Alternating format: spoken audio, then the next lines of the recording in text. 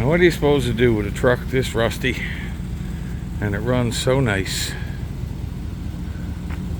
Just listen to her purring like a kitten there. I just did a quick fix on the exhaust. Made a couple of pipes to go in where the catalytic converters were. Anybody got any suggestions?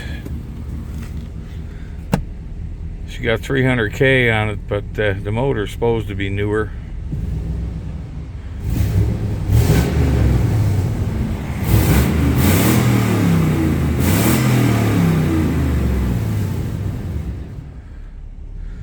We got plenty of oil pressure. She's running good heat. Running out of gas. The battery is no good, so it's charging well. But the battery will die on me. Anybody got any suggestions? Let me know. Maybe I can come up with something. Maybe I'll fix it. I don't know. But the rust is really bad. If you look and see, there's no rockers left on her at all.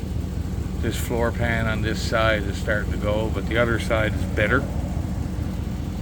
Box don't matter for safety, as long as there's no cab rust. Tires are good, all that stuff. Might as well pop the hood for you guys while I'm here. Oh, forgot the window was open.